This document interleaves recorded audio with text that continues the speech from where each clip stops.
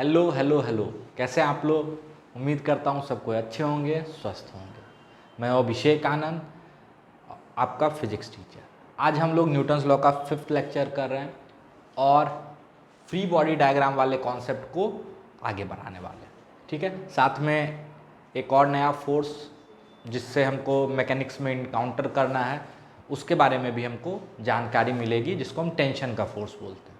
ठीक है, तो एक सवाल से स्टार्ट करते हैं। ठीक, ध्यान से सुनिएगा कि एक आदमी है m मास का और वो लिफ्ट में, जो कि लिफ्ट ऊपर a एक्सेलेरेशन से जा रहा है। एक आदमी है m मास का, एक लिफ्ट में है जो लिफ्ट a एक्सेलेरेशन से ऊपर जा रहा है। 3 ऑब्जर्वर है, ऑब्जर्वर A, ऑब्जर्वर B और observer C। Observer A ground पे है, ऑब्जर्वर A ग्राउंड पे है, ऑब्जर्वर B लिफ्ट में है और ऑब्जर्वर C कहाँ पे है, एक और लिफ्ट में है जो कि कांस्टेंट वेलोसिटी से ऊपर जा रहा है। ठीक है, तो यहां पे हम 3 फ्री बॉडी डायग्राम बनाए। ठीक है, 3 फ्री बॉडी डायग्राम बनाए हैं। मेरा सवाल है कि कौन सा ऑब्जर्वर कौन सा फ्री बॉडी डायग्राम ड्रॉ किया होगा इस आदमी का। ध्यान से सुनिएगा, ये ऑब्जर्वर कौन सा ड्रॉ किया होगा, ये कौन सा ड्रॉ किया होगा और ये कौन सा फ्री बॉडी डायग्राम ड्रॉ किया होगा। यहाँ पे 3 ऑप्शन है। ठीक है, फ्री बॉडी डायग्राम का, और ये इस ऑप्शन में से आपको चूज करना, मतलब ए ने पहला ड्रॉ किया होगा, बी ने दूसरा किया होगा और सी ने पहला किया होगा। ये ऑप्शन बता रहा है कि ए ने पहला किया होगा, बी ने दूसरा और सी ने तीसरा डायग्राम ड्रॉ किया होगा। तीसरा ऑप्शन बोल रहा है कि तीनों ने सेम डायग्राम ड्रॉ किया होगा, और चौथा ऑप्शन है कि ए ने दूसरा, बी ने भी दूसरा और सी ने भी दूसरा ड्रॉ किया होगा। ठीक है, स्क्रीन पॉज करो, 3 मिनट का टाइम है, 4 मिनट का टाइम है, खुद से ट्राई करने की कोशिश करो, फिर मेरा सॉल्यूशन देखना। ठीक है, चलो देखो इसका सॉल्यूशन क्या है। इसका सॉल्यूशन है ऑप्शन सी। ठीक है, जब हम फ्री बॉडी डायग्राम ड्रॉ कर रहे हैं तो फ्री बॉडी डायग्राम का मतलब होता है उस पे लगने वाला सारा फोर्स। ठीक है, सबसे पहली बात, ma फोर्स नहीं होता है। ठीक है, तो ma तो दिखना ही नहीं चाहिए आपके फोर्स में। ठीक, दूसरी बात, अब आप बोलोगे कि तीनों सेम ही क्यों ड्रॉ करेगा सब, है ना, एक ऑब्जर्वर तो एक्सेलेरेट कर रहा खुद। तो हम आपको बता चुके हैं स्टार्टिंग में ही, एक पूरे पेज पे लिखवाए थे कि फोर्स इज एब्सोल्यूट। फोर्स का फ्रेम से कोई लेना देना नहीं है। तो भाई फोर्स हर किसी को सेम दिखेगा कि अलग अलग। आप सेकेंड लॉ के बारे में सोच ही क्यों रहे हो। अभी हम फ्री बॉडी डायग्राम बना रहे हैं ना, तो फ्री बॉडी डायग्राम में उस ऑब्जेक्ट पे, उस बॉडी पे लगने वाला सारा फोर्स है कि नहीं, और किसी भी बॉडी या किसी भी ऑब्जेक्ट पे लगने वाला फोर्स कैसा क्वांटिटी है, फ्रेम इंडिपेंडेंट क्वांटिटी है। कैसा क्वांटिटी है, फ्रेम इंडिपेंडेंट क्वांटिटी है, उसका फ्रेम से कोई लेना देना नहीं है। तो हर फ्रेम से सेम फोर्स बताया जाएगा, है ना। तो ये आदमी है, एक तो mg लग रहा होगा इसका, है कि नहीं, और इस सरफेस के कांटेक्ट में है तो ये इसको ऊपर पुश कर रहा होगा, तो नॉर्मल हो गया। तीनों का तीनों यही फ्री बॉडी डायग्राम ड्रॉ करेगा, तीनों का तीनों। ठीक है, अब हम लोग सेकेंड लॉ के बारे में सोचेंगे। ठीक है, उसके लिए परेशान नहीं होना। तो तीनों का तीनों एक ही फ्री बॉडी डायग्राम ड्रॉ करें। तो इसको जल्दी से नोट डाउन करो और अपने लैंग्वेज में इन सारी बातों को लिखो कि पहली बात तो ma फोर्स नहीं है। दूसरी बात, फ्री बॉडी डायग्राम या फोर्स डायग्राम क्या दिखाता है, उस बॉडी पे लगने वाला फोर्स, और फोर्स फ्रेम से इंडिपेंडेंट है। तो हर ऑब्जर्वर को उस बॉडी पे सेम फोर्स लगता हुआ दिखेगा, है ना। तो नोट डाउन कीजिए जल्दी से। देखिए अगला पार्ट है सवाल का कि ए ये क्वेश्चन लिखेगा, बी ये लिखेगा और सी ये लिखेगा। कैसे लिखेगा ये भी समझा देते हैं। ए को इसका एक्सेलरेशन क्या दिख रहा है, ऊपर की तरफ है, तो वाई में इक्वेशन लिखते हैं फोर्स का। ठीक है, तो ऊपर को प्लस ले रहा है, तो फोर्स क्या क्या दिख रहा, प्लस में n माइनस में mg बराबर मास इंटू एक्सेलेरेशन जो ये ऑब्जर्व कर रहा। तो इसको इसका क्या एक्सेलेरेशन दिख रहा होगा, a, क्योंकि इसका एक्सेलेरेशन 0 है तो इसका जो एक्सेलेरेशन है वही इसको भी दिख रहा होगा। ठीक है। b ये ऑब्जर्वर है, फोर्स तो इसको भी सेम दिखेगा, ऊपर n नीचे mg, तो n माइनस mg बराबर मास इंटू एक्सेलेरेशन। ये लिफ्ट में है तो इसको ये चलता हुआ नहीं दिख रहा होगा, तो ये एक्सेलेरेशन लिखेगा 0। ठीक है। अब c का एक्सेलेरेशन 0 है, c कांस्टेंट वेलोसिटी से चल रहा है, c कांस्टेंट वेलोसिटी से चल रहा है, तो इसके लिए भी इसका एक्सेलेरेशन क्या है, a। तो ये इक्वेशन लिखेगा ऊपर n नीचे mg बराबर मास इंटू एक्सेलेरेशन। ठीक है। अब ध्यान से देखो, इसमें से सारा इक्वेशन तो सही नहीं हो सकता, या तो a और c सही है या b सही। अब मेरा सवाल है कौन सही इक्वेशन है और कौन गलत इक्वेशन। तो आप बोलोगे सर इसमें 2 आदमी लिखा तो यही सही है ना, तो ये फालतू का लॉजिक मत लगाओ। सही है ये दोनों और ये गलत। और सच पूछो तो ये जो इक्वेशन लिखा गया है ये लिखने का हक ही नहीं है बी को, है ना। यही तो न्यूटन्स लॉ है ना, आता सब कुछ है, force equal to ma, but गलत। क्यों? क्योंकि इसी चीज पे पूरा 2 क्लास हम लगाए हैं कि net force is equal to ma। क्या ये यूनिवर्सल लॉ है? क्या ये यूनिवर्सल लॉ है? नहीं, पर आपने तो यूनिवर्सल मान लिया। ए भी लिख रहा है, बी भी लिख रहा है, सी भी लिख रहा है। सर पंगा क्या? बिल्कुल पंगा। फर्स्ट लॉ क्या बताता है? फर्स्ट लॉ रेस्ट्रिक्शन डालता है इनर्शियल ऑब्जर्वर का, और इनर्शियल फ्रेम में ही या इनर्शियल ऑब्जर्वर के लिए ही न्यूटन का सेकंड लॉ वैलिड है, हर किसी के लिए वैलिड नहीं है। आंख मूंद के लिख दी। बात समझ में आ रही है? हमको गुस्सा आ रहा अगर आप गलत बनाया। ठीक है। बी न्यूटन का सेकंड लॉ नहीं लिख सकता है क्योंकि बी इनर्शियल ऑब्जर्वर नहीं है। क्यों? क्योंकि अपने प्रैक्टिकल यूज के लिए हम किसको इनर्शियल फ्रेम मान रहे हैं? अर्थ सरफेस को, या कोई भी चीज जो अर्थ के रिस्पेक्ट में एक्सेलरेट कर रहा है, क्या वो इनर्शियल फ्रेम होगा? नहीं होगा। ये अर्थ के फ्रेम में, अर्थ के रिलेटिव एक्सेलरेट कर रहा है, तो बी इनर्शियल फ्रेम नहीं है। बी के लिए ये इक्वेशन वैलिड नहीं है। हाँ, ए के लिए वैलिड है क्योंकि ये अर्थ पे। सी के लिए भी वैलिड है क्योंकि सी अर्थ के रिस्पेक्ट में कांस्टेंट वेलोसिटी से चल रहा है, तो एक्सेलरेशन के हिसाब से ए और सी दोनों सेम ही है। एक्सेलरेशन के हिसाब से दोनों सेम है ना, दोनों इनर्शियल ऑब्जर्वर है कि नहीं। हम आपको बता चुके हैं सर्कुलर मोशन तक जब तक नहीं पहुंचते हैं, जहां पे आपको थोड़ा बहुत बताया जाएगा कि अर्थ के रोटेशन के कारण कैसे वो इनर्शियल फ्रेम नहीं है, उसके बाद भी मोस्ट ऑफ द पर्पस में हम अर्थ सरफेस को इनर्शियल फ्रेम लेके चलेंगे, है ना। और जो भी ऑब्जर्वर अर्थ सरफेस के रिलेटिव एक्सेलरेट नहीं कर रहा होगा वो क्या होगा? Inertial frame. और जो अर्थ सरफेस के रिलेटिव एक्सेलरेट कर रहा होगा वो नॉन इनर्शियल फ्रेम या नॉन इनर्शियल ऑब्जर्वर, है ना। तो ये जो इक्वेशन है इसको आप ऐसे याद रखो, आप net force equal to mass into acceleration as observed by inertial observer. ये नहीं कि कोई भी मुंह उठा के इक्वेशन लिख दे। समझ में आया? ये एक्सेलरेशन सिर्फ कौन लिख सकता है? इनर्शियल ऑब्जर्वर, ऐसे नहीं कि कोई भी, है ना। तो ये चीज आपको समझ में आनी चाहिए। पक्का? क्या लगता है न्यूटन्स लॉ आता था क्या आपको? अरे आता था, देखो आता था तो, है ना। तो जल्दी से स्क्रीन पॉज करके नोट डाउन करो, इन सारी बातों को लिखो, आप अपनी सारी गलतियों को लिखो। आप गलत कर रहे हो तो कोई दिक्कत नहीं है, आगे मत करना, क्योंकि अब आपको अच्छे से बताया गया। समझ में आया? पक्का नोट डाउन कर। तो अभी हम लोग नॉर्मल की बात कर रहे हैं, तो थोड़ा सा उससे रिलेटेड एक कॉन्सेप्ट है कि कॉन्सेप्ट ऑफ वेइंग मशीन है ना, उस पर बात करते हैं। तो सबसे पहला चीज तो आपको पता होना चाहिए कि वेइंग मशीन आपका मास मेजर नहीं करता।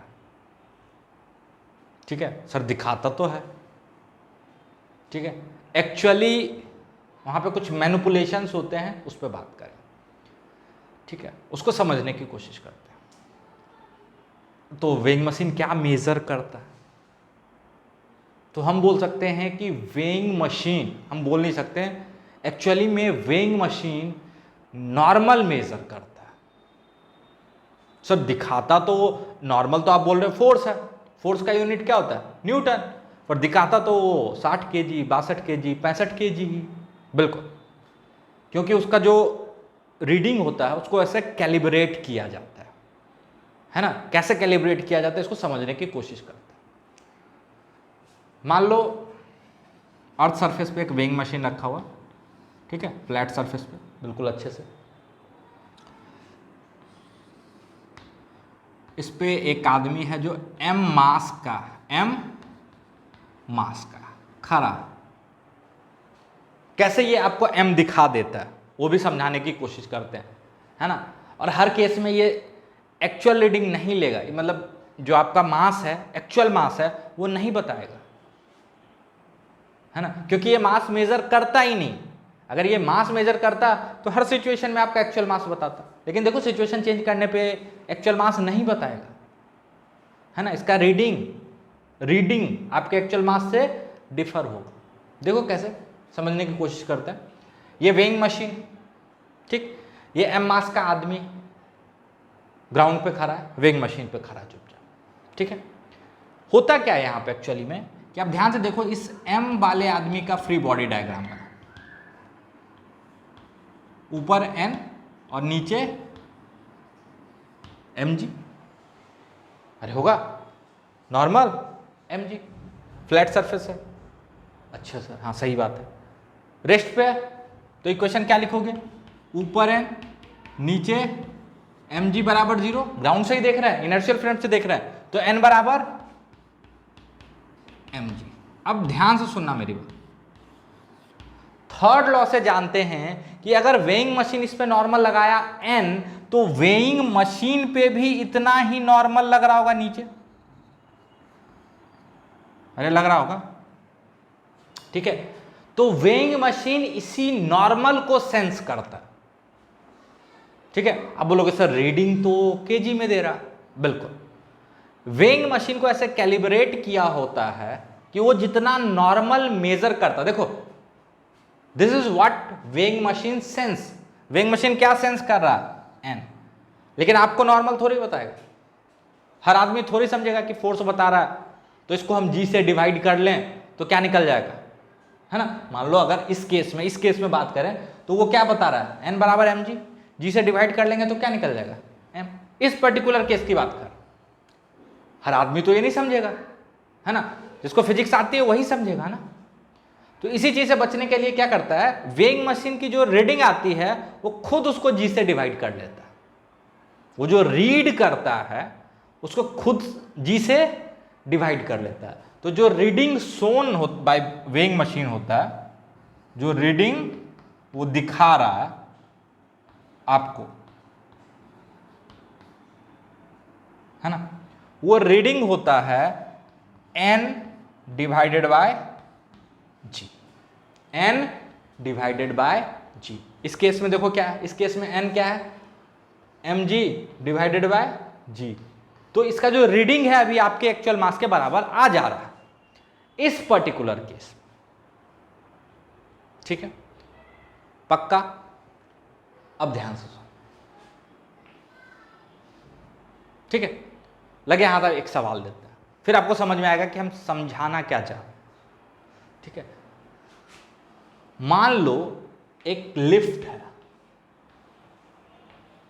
ठीक है।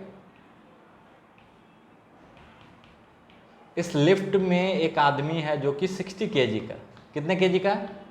60 kg। ये इसका एक्चुअल मास है, ठीक है। 60 kg का आदमी है, ठीक है, मास मतलब मैटर कंटेंट, उसमें कितना मैटर कंटेंट, ठीक है। Weight is force, mass is matter content, ठीक है। ये आदमी है 60 केजी का है, वेइंग मशीन पे खड़ा है और ये लिफ्ट ऊपर ए एक्सेलेरेशन से एक्सेलरेट करा और ए का वैल्यू मान लो 2 मीटर पर सेकंड स्क्वायर। आपको बताना है कि वेइंग मशीन क्या रीडिंग शो कर रहा होगा, है ना। तो reading shown by weighing machine, ठीक है। स्क्रीन पॉज करो, 4 मिनट का टाइम है, खुद से ट्राई करो, फिर मेरा सॉल्यूशन देखना, ठीक है। देखो वेइंग मशीन सेंस क्या करता है, नॉर्मल, वो इसका वेट भी सेंस नहीं करता, वो नॉर्मल सेंस करता है, क्योंकि उसका वेट, उस आदमी का वेट वेइंग मशीन पे तो लग ही नहीं सकता। ये चीज हम पिछले क्लास में बता चुके हैं कि एक आदमी एक फट्टे पे खड़ा है, उस आदमी का वेट फट्टे पे नहीं लग रहा, उस प्लैंक पे नहीं लग रहा, तो इस आदमी का वेट तो वेइंग मशीन पे नहीं लग रहा, वेइंग मशीन पे क्या लग रहा, नॉर्मल। तो वेइंग मशीन किसको सेंस करेगा, नॉर्मल। उसका सेंसर क्या सेंस करता है, नॉर्मल, और उस नॉर्मल को वो क्या करेगा, जी से डिवाइड कर देगा, ठीक है। इस केस में मान लो जी का वैल्यू हम ले रहे हैं 10, जब कुछ ना दिया हो तो क्या लेना, 10। अब इस आदमी का फ्री बॉडी डायग्राम बना लेते हैं पहले, ऊपर एन और नीचे एम जी यानी 600, अरे होगा, देखो यहां पे एन एम जी के बराबर नहीं आएगा, तो ये भी रटना कि एन एम जी के बराबर होता है, ये भी एक बहुत मतलब क्या होता है, दुर्घटना क्रिएट करने वाला चीज, ठीक है। देखो ऊपर एन नीचे एम जी बराबर मास इंटू एक्सेलरेशन, ऊपर की तरफ के डायरेक्शन को प्लस ले रहा है तो +2, क्या ले रहा है, +2, कोई दिक्कत। n माइनस 600 बराबर 60 into 2, N minus M G बराबर एम ए, कोई दिक्कत। यही ए से नीचे एक्सेलरेट होता तो -2 लिखते, ठीक है। तो यहां से n का वैल्यू आ गया 720 न्यूटन, ठीक है। वेइंग मशीन क्या दिखाएगा,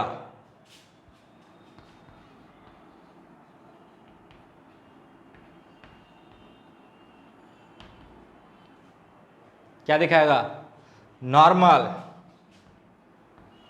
डिवाइडेड बाय जी, 72 kg, है ना, बेचारा मर जाएगा वो। और वजन बढ़ने से नहीं, इस सदमे में कि मेरा वजन अचानक 12 किलो कैसे बढ़ गया, समझ में आया। तो वेइंग मशीन क्या बताता है, वो नॉर्मल रीड करता है जो आप उस पर एग्जर्ट कर रहे हो।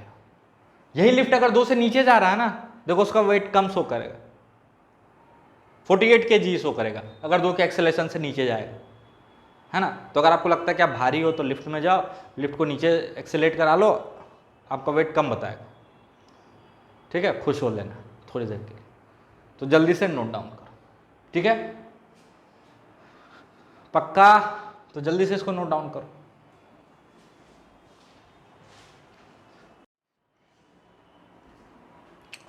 चलो, तो अब हम बात करेंगे टेंशन फोर्स की। किसकी बात करेंगे, टेंशन। देखो मैकेनिक्स बेसिकली 5 फोर्स की कहानी है ना, weight, normal, tension, spring force, friction. इन 5 फोर्स को अच्छे से समझ लेंगे तो अपना बहुत सारा काम आसान हो जाएगा, कहानी खत्म नहीं हो जाती, है ना।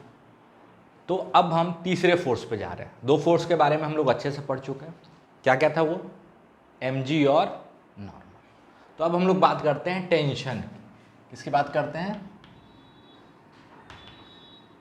टेंशन। टेंशन कौन लगाता है, तो देखो जैसे कि एक सिंपल सा एग्जांपल लेते हैं, छत है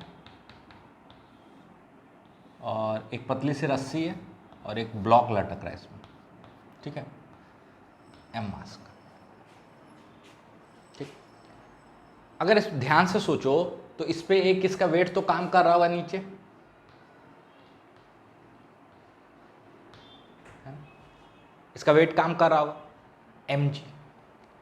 अगर इस पे कोई और फोर्स नहीं लग रहा होता तो 100% ये ब्लॉक नीचे एक्सेलरेट कर रहा होता in the direction of net force. But इसका एक्सेलेरेशन क्या है, ग्राउंड से देख रहे हैं जो कि इनर्शियल फ्रेम है ना, तो 100% इस पे इसी मैग्नीट्यूड का कोई ना कोई फोर्स लग रहा है, और वो यहां पे कौन लगा सकता है, और तो किसी के साथ इसका कांटेक्ट है नहीं।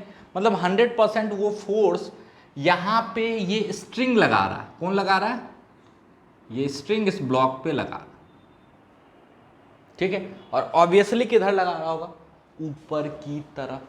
ब्लॉक पे किधर लगा रहा होगा, ऊपर की तरफ, है कि नहीं। तो जब भी आप किसी चीज को स्ट्रिंग, रोप या चेन से बांधते हो तो आप उसको खींच सकते हो, धक्का नहीं दे सकते हो। और ये जब टाइट होते हैं स्ट्रिंग या रोप, तो इनमें जो एक फोर्स डेवलप होता है that is called the force of tension. उसी को हम लोग क्या बोलते हैं, टेंशन का फोर्स। कोई दिक्कत, फिर से सुनो। जब स्ट्रिंग, रोप, चेन, इसके सारे आप किसी चीज को बांध के खींचते हो, है ना, क्यों हम बोल रहे हैं खींचते हो उसको भी समझाएंगे।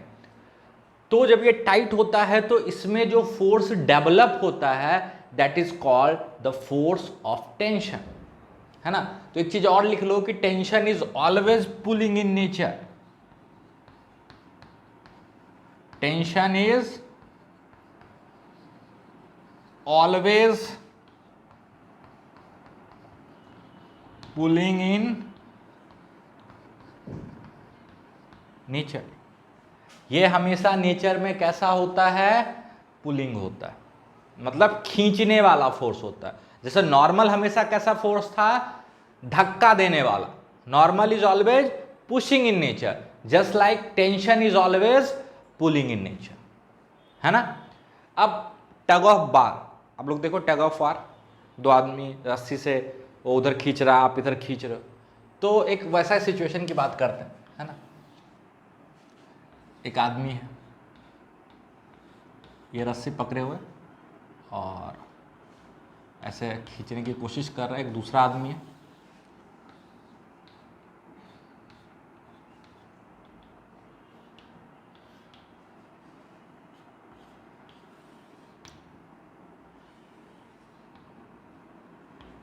ये रस्सी, ठीक है। दोनों एक दूसरे को खींचने की कोशिश कर रहा है बट खींच नहीं रहा, मतलब इक्विलिब्रियम पोजीशन में भी, ठीक है। दोनों एक दूसरे को खींचने की कोशिश कर रहा है पर खींच नहीं रहा। मतलब ये नहीं कि ये इधर मूव कर रहा हो या ये इधर मूव कर रहा, बिल्कुल बेसिक सिचुएशन की बात कर रहा, ठीक है, सिंपल सिचुएशन। अब हम बात करते हैं जो रस्सी का टुकड़ा इस आदमी के हाथ में, छोटा सा टुकड़ा इसके हाथ में, है ना। तो उसका अगर फ्री बॉडी डायग्राम बना, ध्यान से देखना, ये वो टुकड़ा है जो इस आदमी के हाथ में है ना। तो वो इस आदमी पे किधर फोर्स लगा रहा होगा, रस्सी का बाकी टुकड़ा, यहां से काटते हैं, ठीक। और ये वो टुकड़ा है जो जस्ट उस आदमी के हाथ में, बिल्कुल ध्यान से सुनना, ये रस्सी का वो टुकड़ा है जो इस आदमी के हाथ में है, और उसके जस्ट बाद हम काटते हैं ताकि जो बाकी का टुकड़ा उसको कैसे खींच रहा है उसको समझने की कोशिश करते हैं, ठीक है। तो बाकी का टुकड़ा इस टुकड़े पे, किस टुकड़े पे, जो उसके हाथ में है, उस पर कैसे फोर्स लगा रहा होगा, पुलिंग फोर्स, खींचने वाला, कुछ ऐसे, है ना। उस टुकड़े पे कैसे फोर्स लग रहा होगा, कुछ ऐसा। ये कौन सा टुकड़ा है, जो उस आदमी के हाथ में। अब आप समझो बाकी का रस्सी अगर उस आदमी को खींच रहा है तो कैसे खींच सकता है, इस डायरेक्शन में, कोई दिक्कत। उसी तरह जो टुकड़ा इस आदमी के हाथ में है, ठीक है, तो बाकी का रस्सी उस टुकड़ा को क्या कर रहा होगा, खींच रहा होगा। तो उस टुकड़े पे कैसे फोर्स लग रहा होगा, कुछ ऐसे, मान लेते हैं T2, ठीक है, यहां पे। कोई दिक्कत। इस पॉइंट का नाम हम रखते हैं A और इसका नाम रख देते हैं B, कोई दिक्कत। अब अगर हम इस रस्सी का फ्री बॉडी डायग्राम बनाएं, जो रस्सी बच रहा है बीच का, 1 और 2 के बीच में, कोई दिक्कत? तो ये जो टुकड़ा है इस बाकी वाले टुकड़े को किधर खींच रहा है? इधर पुल कर रहा है। तो बाकी का टुकड़ा इसको किधर खींच रहा होगा? ये जो इसके हाथ में वो टुकड़ा इसको किधर खींच रहा होगा? इधर। और कितने फोर्स से? T1 से। क्यों? Third law. अरे है ना, ये टुकड़ा इस टुकड़े को जो इसके हाथ में है उसको इधर खींच रहा है, कितने से? T1 से। तो ये इसके हाथ वाला टुकड़ा इस टुकड़े को किधर खींच रहा होगा? इधर, कितने से? T1 से, थर्ड लॉ। उसी तरह ये जो टुकड़ा का ये एंड है वो इसके हाथ वाले टुकड़े को इधर खींच रहा है, कितने से? T2 से। तो ये टुकड़ा जो इस आदमी के हाथ में है वो इस रस्सी को किधर खींच रहा होगा? इधर, कितने से? T2 से। कितने से? T2 से। कोई दिक्कत? यहां का फोर्स जो इस पे लग रहा है और इस पे लग रहा है वो बराबर है किससे? थर्ड लॉ से। किससे बराबर है? थर्ड लॉ से। और ये जो फोर्स, ये टुकड़ा इसको और ये टुकड़ा इसको खींच रहा है, ये दोनों बराबर है किससे? थर्ड लॉ से, है ना? और अगर ये सिस्टम इक्विलिब्रियम में है, मतलब दोनों में से कोई एक दूसरे को खींच नहीं पा रहा है, तो उस स्पेशल केस में T1 और T2 भी बराबर होगा।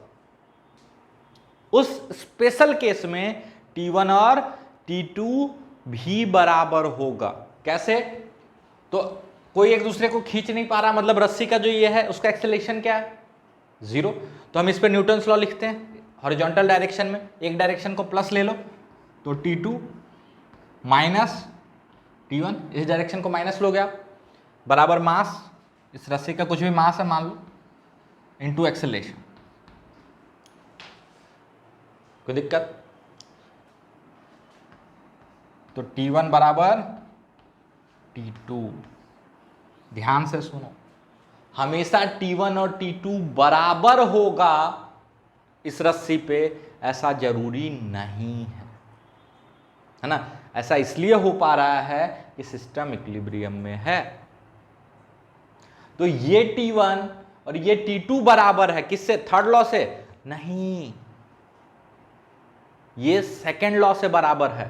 थर्ड लॉ से तो बराबर हो ही नहीं सकता। आप बोलोगे सर इक्वल और अपोजिट है, नेचर में भी सेम है, पर ध्यान से सुनो, एक ही बॉडी पे लग रहा है।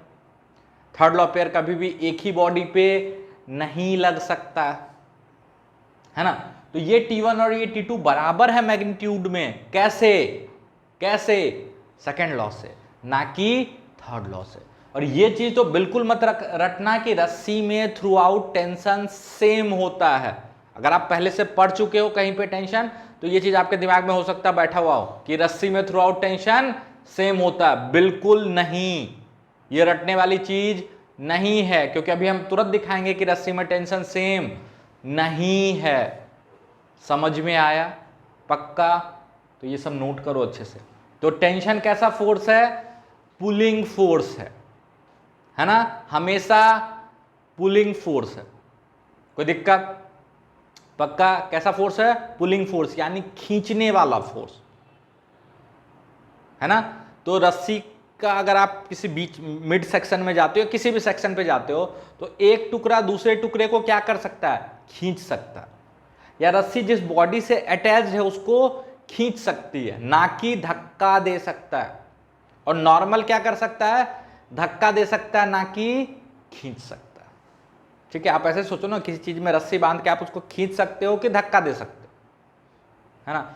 और हाथ से उसको धक्का दे सकते हो कि खींच सकते हो? सर खींच सकते हैं पकड़ के, है ना? तो उस समय आपके हाथ में टेंशन डेवलप हो रहा होगा। जब आप उसको पकड़ लेते हो ना और उसको खींचते हो, तो आपका जो ये हाथ का ये पोर्शन, इसके अंदर क्या डेवलप होता है? टेंशन, है। उस समय ये रस्सी की तरह काम कर रहा। पक्का? जल्दी से नोट डाउन करो इन चीज। एक चीज तो समझ में आया, tension is always pulling in nature. क्या है? Pulling in nature. और एक पॉइंट ऐड करो कि tension acts along the pulling agent. जिस चीज से आप खींच रहे हो, टेंशन उसके अलोंग लगता है। अगर रस्सी से खींच रहे हो तो टेंशन रस्सी के अलोंग लगेगा, ठीक है। चेन से खींच रहे हो तो टेंशन उसी चेन के अलोंग लगेगा। इसका क्या कहने का मतलब है? इसका मतलब है कि एक ब्लॉक है, ध्यान से सुनो, इसको एक रस्सी से बांध के ऐसे खींच रहे हैं, ठीक है। तो जो टेंशन का डायरेक्शन होगा वो इसी रस्सी के अलोंग होगा। कोई दिक्कत? अगर इसको ऐसे खींच रहे होते, इस ब्लॉक को, ध्यान से सुनना, ऐसे किसी एंगल थीटा पे, तो पुलिंग तो इधर भी हो सकता है ना? नहीं, नेचर में पुलिंग तो होगा ही होगा, साथ में किधर होगा? उसी पुलिंग एजेंट के अलोंग, मतलब जिस रस्सी से या चेन से, जिस भी चीज से खींच रहे हो, तो यहां पे टेंशन ऐसे हो जाए, है ना? कोई दिक्कत? तो जिस रोप या जिस चेन से खींच रहे हो उसी के अलोंग एक्ट करता है, ये उसी के अलोंग एक्ट करता है। कोई दिक्कत? जिस चीज से आप खींच रहे हो ये उसी के अलोंग एक्ट करता है, पक्का? अब ध्यान से देखो, जैसे अब थोड़ा सा फ्री बॉडी डायग्राम में अभी तक कितना फोर्स दिख रहा था? 2। अब एक और नया फोर्स सीख चुके हैं, है ना? तो अब वैसे सिचुएशन की बात करते हैं जहां पर टेंशन भी इन्वॉल्व हो, है ना? तो फ्री बॉडी डायग्राम बना के देखो। जैसे कि मान लो बिल्कुल सिंपलेस्ट सिचुएशन से स्टार्ट करते हैं।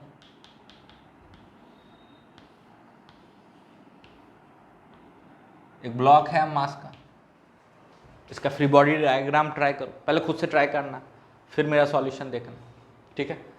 अब देखो,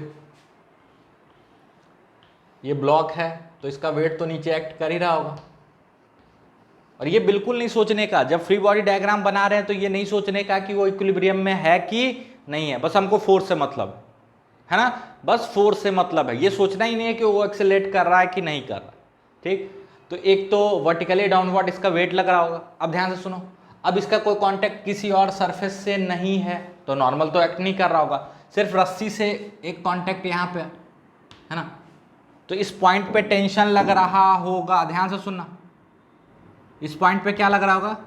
टेंशन। हम वहां का टेंशन दिखा रहे हैं, हम रस्सी के अलग अलग पॉइंट का टेंशन नहीं दिखा रहे हैं अभी, हम यहां का टेंशन दिखा रहे हैं। किस पॉइंट का? उस पॉइंट का जहां पे रस्सी और ब्लॉक कांटेक्ट में है। कोई दिक्कत? तो यहां पे ध्यान से सुनना, tension is pulling in nature. तो ब्लॉक को पुल कैसे किया जा सकता है? ऊपर, है ना?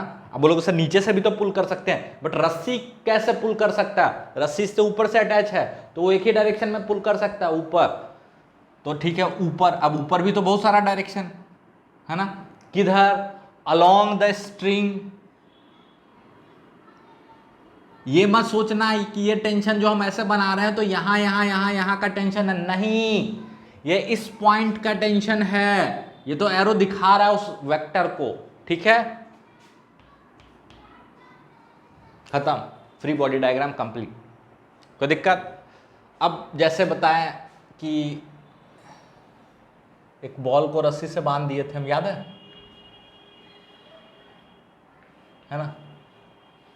एम मास का बॉल था, ये दीवार है, ठीक है? अब बनाओ फ्री बॉडी डायग्राम। मान लो ये वर्टिकल से कितना एंगल बना रहा है? थीटा। तो इस बॉल का फ्री बॉडी डायग्राम बनाओ। अगेन स्क्रीन पॉज करो, फिर खुद से ट्राई करो, फिर सॉल्यूशन देखो। तो देखो, इस बॉल को अलग कर लेते हैं, है ना? सबसे पहले कौन सा फोर्स लगेगा? mg, vertically downward. अब देखो कहां कहां कांटेक्ट है। पहला कांटेक्ट तो इस सरफेस से है, तो यहां से नॉर्मल लग रहा होगा। नॉर्मल क्या करेगा? पुश कर रहा होगा, है ना? सेंटर से पास करता हुआ नॉर्मल जाएगा, तो ऐसे दिखा लेते हैं।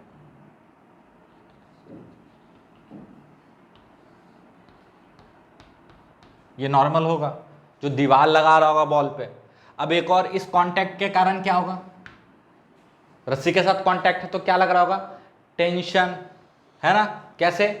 स्ट्रिंग पुल कर रहा होगा, क्या ऊपर? नहीं, स्ट्रिंग के अलोंग, यानी कुछ ऐसे। तो वर्टिकल से कुछ ऐसे, थीटा एंगल पे क्या लग रहा होगा? टेंशन।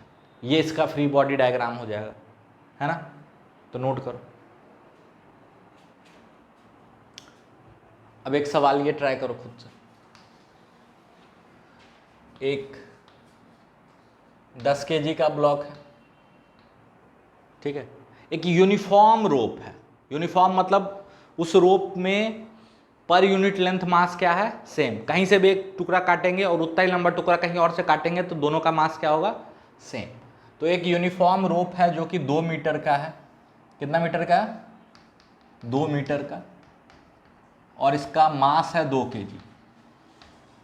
रोप का मास क्या है, 2 kg, भारी सा रोप है, इसमें 10 kg का एक ब्लॉक लटका हुआ है, कोई दिक्कत। जी का वैल्यू आपको लेना है 10, तो आपको बताना है यहां पे टेंशन का वैल्यू क्या होगा, कहां पे, रोप के उस पार्ट में जो जस्ट ब्लॉक के कांटेक्ट में है, यहां पे टेंशन का वैल्यू क्या होगा, ये क्या है, मिडिल पॉइंट, क्या है, मिडिल पॉइंट, और यहां पे जो जस्ट वॉल के पास रोप का हिस्सा है ना, यहां पे टेंशन का वैल्यू क्या होगा। मान लेते हैं इस पॉइंट का नाम 1, इसका नाम 2 और इसका नाम 3, तो आपको बताना है T1 T2 T3, ठीक है, इक्वल आएगा तो अलग बात है, बट आपको ट्राई करना और ये मान के नहीं चलना है कि इक्वल ही, ठीक है। चलो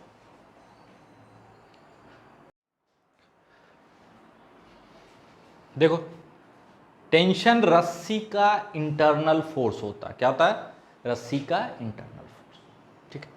अब ध्यान से सुनो, यहां पे रस्सी में टेंशन बताना है, ध्यान से सुनो, तो यहां पे रस्सी में उतना ही टेंशन होगा जितना टेंशन वो ब्लॉक पे एक्सर्ट कर रहा होगा थर्ड लॉ से, है ना। तो यहां पे ब्लॉक पे लगने वाला फोर्स निकाल लें, ब्लॉक का फ्री बॉडी डायग्राम बना के, ताकि वहां पे जो स्ट्रिंग में टेंशन है वो पता चल जाए, ठीक है। सर ट्राई करते हैं, तो ब्लॉक का फ्री बॉडी डायग्राम बनाओ। देखो यहां पे जो टेंशन लग रहा होगा वो ऊपर लग रहा होगा, कितना, T1, ब्लॉक का वेट नीचे कितना, 100, है ना। क्या ये सिस्टम मूव कर रहा है, नहीं, तो सेकंड लॉ अप्लाई कर सकते हैं, है ना, मूव कर रहा हो तो तब भी अप्लाई कर सकते हैं, वर्टिकल में अप्लाई करते हैं, ठीक है। तो ऊपर T1, नीचे 100 equal to mass into acceleration 0, तो T1 का वैल्यू क्या आ गया, 100 न्यूटन, ठीक है। T1 का वैल्यू क्या आ गया, 100 न्यूटन, कोई दिक्कत। अब यहां पे टेंशन पूछ रहा है, कहां पे, यहां पे, तो ऐसा करते हैं, अब इतने हिस्से को काट लेते हैं, ध्यान से सोचना, इतने हिस्से को अलग सोचते हैं, तो इतने हिस्से पे ये फोर्स ऊपर लगा रहा होगा और इतना हिस्सा इस पे फोर्स नीचे लगा रहा होगा। अरे रस्सी को अगर यहां से काटोगे तो फ्री बॉडी डायग्राम कैसे बनेगा, अगर यहां से अलग बना ले, ये मेरा सिस्टम हो गया, है ना।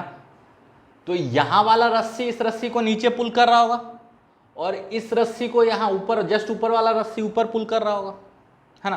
तो इसका फ्री बॉडी डायग्राम बना लेते हैं, क्योंकि यहां पे टेंशन का फोर्स जितना से ये इसको पुल कर रहा होगा उतने से ये इसको पुल कर रहा होगा, थर्ड लॉ। तो इतने का फ्री बॉडी डायग्राम बनाओगे तो ध्यान से सुनना, ये टोटल कितने केजी का, 2 kg का, तो ये पार्ट कितने का हो जाएगा, 1 kg का, अरे हो जाएगा। तो अगर इसका हम फ्री बॉडी डायग्राम बनाते हैं, ये पूरा एक मेरा सिस्टम हो गया, ये पूरा का पूरा, ठीक है, ये मेरा पूरा का पूरा सिस्टम है, कोई दिक्कत, ठीक है, यहां तक में कोई दिक्कत। अरे ये बाउंड्री बना रहे हैं, सिस्टम की बाउंड्री, ठीक। इस पे नीचे फोर्स लग रहा होगा इसके वेट के बराबर, इसका वेट अब 10 नहीं है, क्या है, 11, कितना, 110 mg, और इस हिस्से को ये हिस्सा ऊपर पुल कर रहा होगा, तो यहां पे टेंशन, ठीक है, ये रस्सी इसको नीचे पुल कर रहा होगा, हमको उससे मतलब नहीं है, हमको मतलब है कि इस पे कितना फोर्स लग रहा है। हम आपको बार बार बोल रहे हैं, सेकंड लॉ में क्या है, वो फोर्स जो बॉडी पे लग रहा है, तो इस हिस्से पे ये हिस्सा ऊपर की तरफ लगा रहा होगा, पुलिंग इन नेचर, कितना, T2, ठीक है। तो इस सिस्टम को देखो आप, ऊपर T2, नीचे 1110, सेकेंड लॉ लिखें, T2 माइनस 1110 बराबर 0, तो T2 बराबर 110 न्यूटन। देखो रस्सी में अलग अलग जगह पे टेंशन अलग अलग आ रहा है, और यहां ही नहीं, हर पॉइंट पे टेंशन बदल जाएगा, है ना। उसी तरह आप बोलोगे कि सर ये हिस्सा दीवार को उसी फोर्स से पुल कर रहा होगा जिस फोर्स से दीवार इस हिस्से को ऊपर पुल कर रहा है ना, थर्ड लॉ से। तो अब की बार यहां पे टेंशन निकालना है तो क्या करेंगे, इसको पूरा सिस्टम बना देंगे। अरे बना पाओगे? तो अब की बार सिस्टम का वेट क्या हो जाएगा, 120, है ना, 10 + 2 120। तो वो इक्विलिब्रियम में है तो ऊपर कितना फोर्स लग रहा होगा, 120। मतलब यहां रस्सी में टेंशन क्या हो जाएगा, 120। कितना हो जाएगा, 120। तो T3 कितना आ गया, 120। देखो टेंशन सेम है क्या, टेंशन सेम है क्या, नहीं है, टेंशन सेम नहीं। अब आप खुद से ट्राई करो जल्दी से कि 10 kg का रोप है, सॉरी 10 kg का ब्लॉक है, और इसको एक पतले से स्ट्रिंग से लटका दिए हैं, ठीक है, और हम बोल रहे हैं इसको आइडियल स्ट्रिंग या मासलेस स्ट्रिंग। क्या बोल रहे हैं, मासलेस स्ट्रिंग। और ये अभी भी 2 मीटर का, कितना है, 2 मीटर का, ठीक है। तो आपको बताना है वही, यहां पे टेंशन, यहां पे टेंशन, और यहां पे टेंशन, ठीक है। अगेन 1 2 3 कैलकुलेट करो।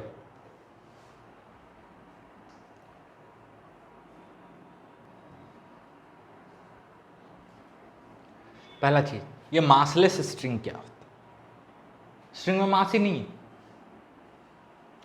इसका मतलब है कि मान लो ये 10 kg का, रियलिटी में सिचुएशन को कैसे आप समझ सकते हो, पहले उसको समझने की कोशिश करते हो। मासलेस तो कुछ हो भी नहीं सकता, अगर कोई मटेरियल है तो मास हो।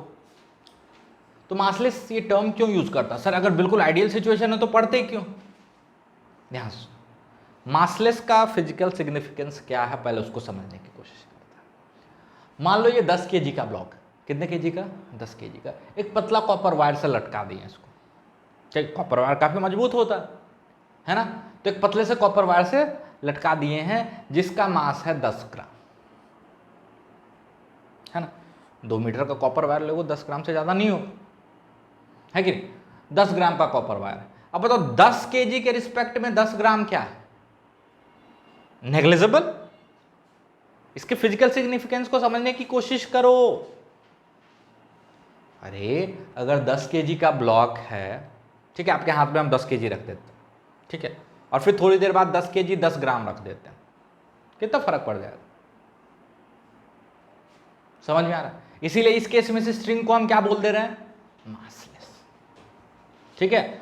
और इसको मासलेस मानने पे जो रिजल्ट आता है that is quite good approximation in reality. आप 10 ग्राम वेट लेके भी सॉल्व करना तो भी देखना लगभग टेंशन सब जगह क्या आएगा, से थोड़ा थोड़ा डेसिमल के ग्राम में है ना, तो लगभग 3 डेसिमल प्लेस के बाद वेरिएशन आना शुरू होगा, है ना, 3 डेसिमल प्लेस के बाद, जबकि आपके रिजल्ट में तो 2 डेसिमल प्लेस तक काफी होता है ना।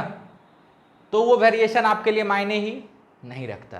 तो इसको मासलेस मान लेना क्या अच्छा अप्रोक्सीमेशन है, बिल्कुल समझ में। मासलेस मतलब ये नहीं जादुई स्ट्रिंग है, इसका मीनिंग समझो, है ना। किताबों में लिखा होता है आइडियल सिचुएशन मान लो, बात समझ में आ रही। तो अब सोचो मासलेस हम मान के चलेंगे 0 मास है, ठीक है। इसका फिजिकल सिग्निफिकेंस भी हम आपको समझा दे रहे हैं, ठीक। चलो यहां पे टेंशन तो बहुत आसानी से निकाल पा रहे होगे, है ना। पहले पॉइंट पे टेंशन बहुत आसानी से ब्लॉक का फ्री बॉडी डायग्राम बना दोगे, इस पे बाकी का रस्सी क्या लगा होगा, ऊपर टेंशन T1 नीचे 100, तो हम लिखेंगे T1 माइनस 100 बराबर 0, T1 बराबर 100, काम खत्म, काम खत्म। इस हिस्से पे यहां पे टेंशन निकालना है, तो अब इसको सिस्टम ले लें, फ्री बॉडी डायग्राम बनाए,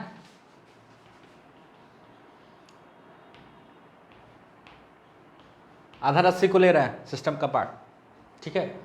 ऊपर टेंशन T2 और वेट पे कोई फर्क नहीं पड़ा, अभी भी कितना है 100, तो T2 क्या आ गया 100, T2 क्या आ गया 100। इसी तरह T3 भी निकालो तो क्या आएगा 100। तो अगर आपको रटना ही है, ऐसे तो हम रटने से ही मना करते हैं, बट रटना ही है तो आप ये रट सकते हो कि अगर मासलेस स्ट्रिंग है ना, तो उसमें टेंशन थ्रू आउट क्या होता है सेम। ये रटना कि स्ट्रिंग में टेंशन थ्रू आउट सेम होता है, ये गलत है ना। हाँ, जब सवाल में कुछ नहीं बोला गया हो स्पेशली, तो हम स्ट्रिंग को कैसे लेके चलते हैं, मासलेस या आइडियल। ध्यान से सुनना, जब सवाल में कुछ नहीं दिया हुआ है तो ऑब्वियसली हम स्ट्रिंग को मासलेस या आइडियल लेके चलेंगे और उसमें थ्रू आउट टेंशन क्या होगा सेम। पर ये रटना कि टेंशन थ्रू आउट स्ट्रिंग में सेम होता है, ये सही है कि गलत, गलत है। अभी तुरंत तो दिखा चुके थे कि एक ही स्ट्रिंग में अलग अलग जगह पे टेंशन अलग अलग था, है ना। तो आइडियल स्ट्रिंग या मासलेस स्ट्रिंग में थ्रू आउट टेंशन क्या होता है सेम होता है। पक्का नोट डाउन कर लो इन चीज़ों को, ठीक है। तो आज के लिए काफ़ी है, बाकी का नेक्स्ट क्लास में हम लोग करते हैं। अच्छा लगा हो तो ज़्यादा से ज़्यादा शेयर करें, इस चैनल पर नए हो तो सब्सक्राइब करें, है ना। Thank you.